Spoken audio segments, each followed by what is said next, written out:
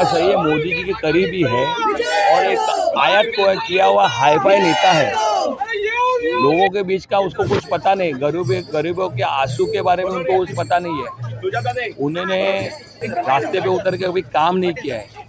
लोगों के प्रश्न के बारे में उनको पता नहीं, उत्तर मुंबई के क्या प्रश्न है उसकी उनकी जानकारी नहीं है।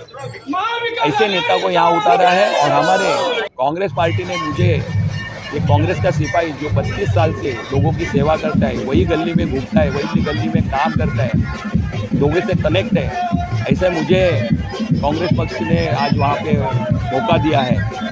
और मैं स्थानिक एक भूमिपुत्र और एक आयात किया हुआ उम्मीदवार, इसके बीच में लड़ाई है और लोगों को अच्छी तरह पता है किसको चुन पे देना। काँग्रेसची नाराजी देशची जनता भारतीय जनता पार्टी जी आहे त्याच्यावरती नाराज आहे। तुम्ही आज बघा मुंबईमध्ये भारतीय जनता पार्टीने जेवढे त्यांचे खासदार होते सगळ्यांची तिकीट का काढली, पण लोक नाराज आहेत, त्यांचा परफॉर्मन्स चांगला नाही, त्यांना उमेदवार भेटत नाही। आज उमेदवार पण कुठून पार्सलवर वायफाय हायफाय असे सगळे कॅन्डिडेट दिलेले।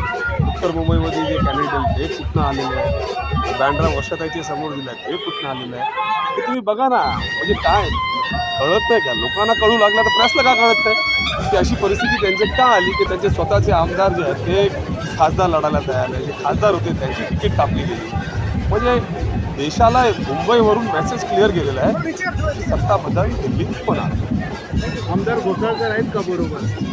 ते आता संपूर्ण घोसाळकर साहेब काय पूर्ण सेना, पूर्ण शरद पवार साहेबांची राष्ट्रवादी, पूर्ण काँग्रेस, आणि तुम्ही एक फैसला विशेष करून सांगू इच्छितो, हे आहेत का ते आहेत का ते नेता दिसतात का, ते प्रेसच्या समोर आम्हाला नुमाइश करायची गरज नाही। लढा जे आहे तो दोन इश्यूवरती आहे, एक संविधान वाचवण्याकरता आणि एक संविधान म्हणजे चेंज ज्यांना करायचं, बदलायचं, ही आज गोष्ट लोकांसमोर आली। आज मुंबईत किंवा देशात कुठली तरी काँग्रेसवरती चर्चा होत आहे का?